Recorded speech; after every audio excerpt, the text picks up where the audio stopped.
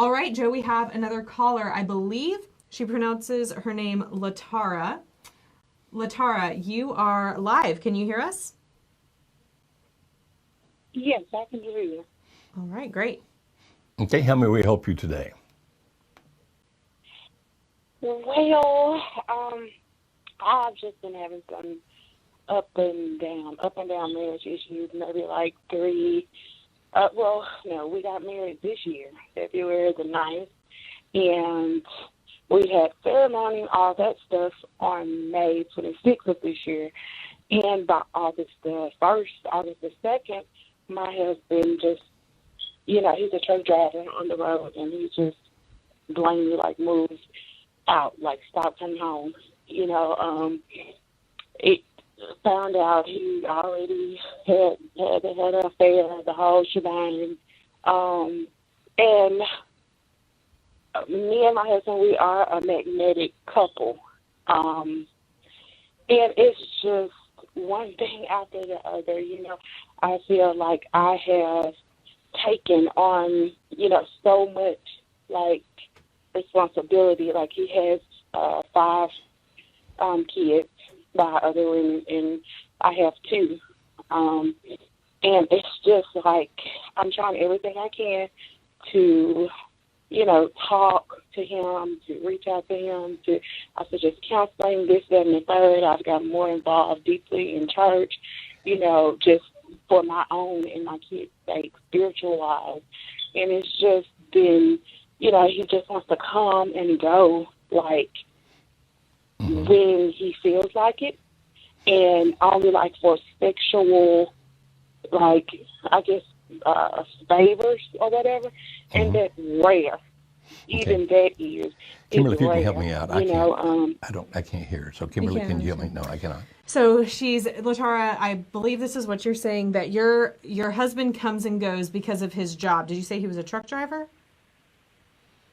Yes, he's a truck driver. However, he deliberately likes to stay gone. Gotcha. Him being a truck driver wasn't the issue, when we first got married. But he deliberately stays gone, won't come home. Instead, he'll go elsewhere. So what is the specific question? I apologize that I'm having trouble hearing. I apologize for that. But Kimberly, can you help me understand what the specific question here is, please?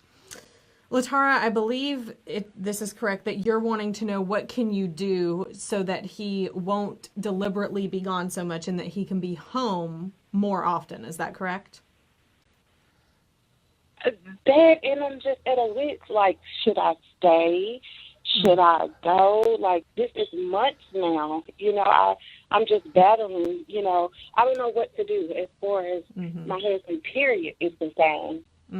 She doesn't know what I to don't do, know how to period, reach whether out she to should him. stay or whether or not she should go. And again, I apologize that I can't hear. Sometimes I just have a little hearing problem already, and I, for whatever, the volume there was not high enough for me, and I couldn't hear. I apologize for that. So you need to help me understand the situation because I did not hear. So her husband is a truck driver, and while his profession makes him be gone more than being at home, he also is deliberately not coming home when he needs to. So in that, she doesn't know whether or not she should stay in the marriage or not. And if she does stay in the marriage, because they have a lot of kids together, I believe she said she has 5, he has 2. She's caring for him a lot. They're deeply involved in their church, or she's deeply involved in the church. But I mean, he's not doing his part. He's not helping out. Okay. We talk about a thing sometimes called a core, C-O-R-E, and it has to do with something that continuing our relationship essential. That's what it stands for, C-O-R-E, continuing our relationship essential. And when there's some behavior on the part of the spouse that must occur if you're going to continue this relationship, then we call that a core. Now, if you're going to set a core, then you need to have a conversation up front, and it needs to come not in terms of what might appear to be an accusation where you don't do this and you must do this, and if you don't do this, here's this terrible thing that's going to occur. You start off by phrasing it in the sense of your own need, your own desire, but more than a desire, really a need is a better word here. Where you say, it's very difficult for us to have a relationship when you're not here. I accept the fact that you're not going to be here when you have your job, when you're driving and traveling around the country. I accept that.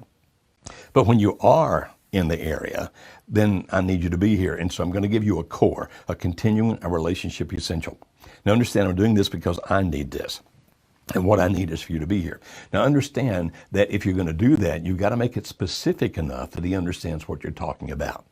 In other words, it can't just be, I need you to be here more, because that's too nebulous. I mean, what does that really mean? So it's got to be something that's going to become measurable in some fashion.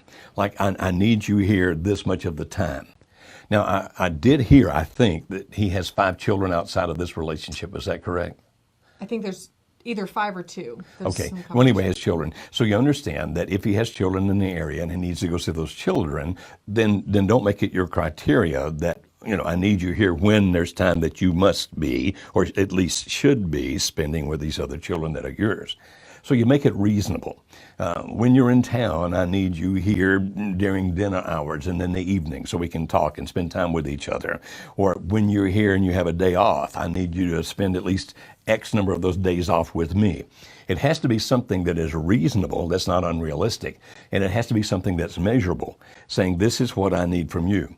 Because right now, just saying I need you here more is not enough. It's got to be specific so that you both know what's expected.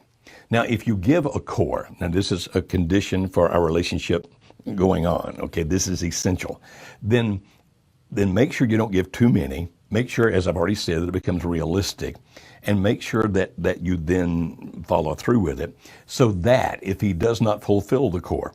Now, the first thing I would do when giving the 4 is I would ask for his agreement. Will you agree to do this? If he says yes, great, that puts you way ahead of the game. If he says no, then you might want to say, tell me why not. Now, if you say that in an accusatory manner, he's going to argue, he's going to fight with you. So you don't say, why not? What you do is you go, help me understand what you think is reasonable, what you think is fair. Now, if he says something that's just unacceptable to you, like, well, I'll be home 1 night a week, even when I'm in town, and you go, no, that's not acceptable to me, I can't do that. What you're trying to do is to find something where he and you both can say, okay, this is workable, this is doable, I can live with this. And then once you set that criteria, okay, that condition of a relationship, continuing our relationship essential, that's what CORE stands for, continuing our relationship essential. Then if he doesn't do that, that's when you start saying, okay, then there's going to be some consequence for you not doing this. I would not start with the idea of leaving, because that's a pretty drastic thing to begin with. And it's kind of interesting, if you look at the research out there, the first time somebody mentions, well, maybe I just need to leave this relationship, the first time you say that, it actually weakens the relationship. And the more often you say it, the more it weakens the relationship. So I surely wouldn't start with that. I would start with something else, like if you don't fulfill this core, then here's a negative. And only you can decide or establish what that negative would be. But I surely wouldn't start with, okay, it's time to leave if you don't do this. I'd build something before that and try to make this happen. But remember, whenever you do it, be reasonable. If you make it unreasonable, then it's not going to work no matter what. Mm-hmm.